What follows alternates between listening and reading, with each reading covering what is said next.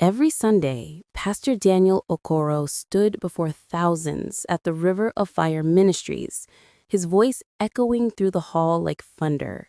His words carried hope, his smile promised miracles, and his hands lifted crowds into tears and worship. To the world, he was a man anointed by heaven, a preacher with grace and glory shining on him. Cameras loved him, social media adored him, and the city called him the fire that never dies. But when the lights dimmed and the crowd dispersed, Daniel's true fire burned in darkness. In his private mansion on the island, laptops glowed with fraudulent accounts. Chike, his trusted partner, updated him on money wired from unsuspecting victims abroad. Beneath his pulpit of praise lay another altar, one of blood and deceit, where prayers mixed with cries of the innocent. That night, Daniel sat before his mirror dressed in white silk robes, holding a golden cross. But his reflection seemed darker than his robe. A secret knock came, 3 soft taps. Chike entered, carrying a black briefcase and an envelope thick with dollars. "Another one down, Pastor," he said, smirking. Daniel nodded slowly, his lips curling into a half-smile. "The Lord bless our hustle," he whispered, twisting holy words into mockery. In the same house, a small candle burned beside a bowl of red oil and torn photographs of young women from his church. He poured powder into the flame, chanting under his breath. Smoke rose and shaped strange figures in the air, figures that bowed to him, whispering promises of wealth and power. Yet somewhere, far away, a mother prayed against him, and heaven began to stir. Sister Omara's voice was the soul of the church. When she sang, even the hardest hearts softened. People said she carried the Holy Spirit in her voice. And Pastor Daniel always made sure she stood beside him on stage. But Amara noticed things others didn't. The pastor's eyes, sometimes hollow behind his smile, and the strange way Chike always followed him like a shadow. One evening, as she arranged the choir seats, she found an unfamiliar gold ring beneath the pulpit, engraved with strange symbols. Her fingers trembled. Something about it felt wrong, unholy. She slipped it into her purse, unaware that this small act would one day uncover everything Daniel had built. In her small village home, Mama Grace Okoro awoke sweating. She had dreamed of her son standing before 2 altars, one shining white, the other dripping with blood. In the dream, he stretched his hands toward both, torn between them, until the red altar pulled him in. She fell on her knees and began to pray. "O Lord, save my son from the altar of darkness," she cried. For days, she called Daniel, but he didn't answer. His assistants told her he was on a spiritual retreat, but Mama Grace knew something wasn't right. The spirit within her wouldn't rest. She packed her small bag, ready to travel to Lagos, unaware that her arrival would shake Daniel's empire to its roots. At the Lagos State Criminal Investigation Department, Inspector Tunde Babalola studied a disturbing file. 3 young women, all members of the River of Fire Ministries, had vanished in the past year. Each case ended without answers. Their families were silenced, and the church's influence buried every clue. But Tunde wasn't like the others. He had lost his own sister to ritualists years ago, and this time he swore he'd find the truth.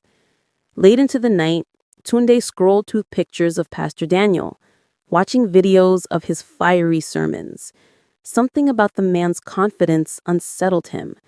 "You can't hide forever, Pastor," he murmured. He didn't know it yet, but his path and Daniel's were already on a collision course, one that would shake Lagos to its core.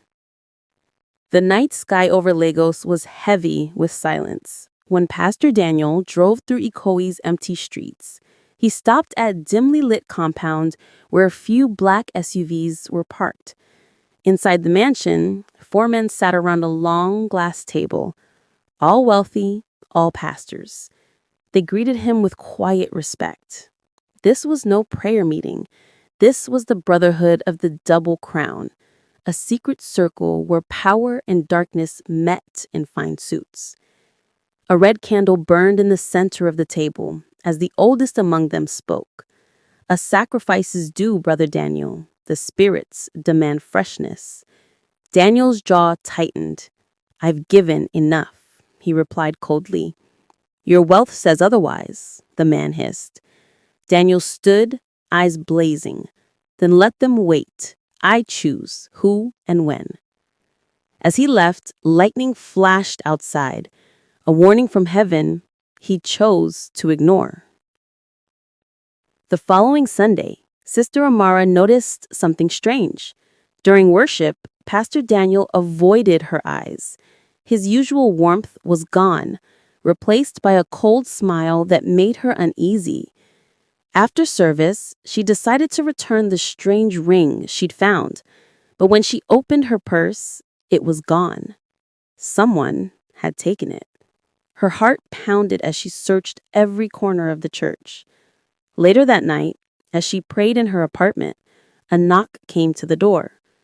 A small brown envelope lay on the floor.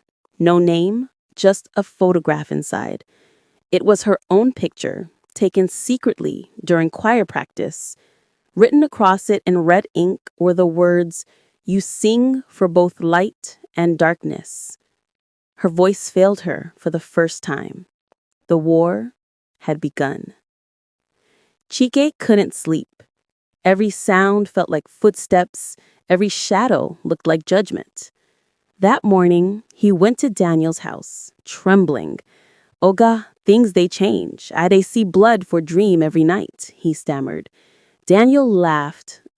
You think you can play in power and not get stained? He handed Chike a small bottle filled with black liquid. Drink this tonight. It will silence your fears. But Chike didn't drink it. Instead, he poured it down the drain and watched the liquid fizz like acid.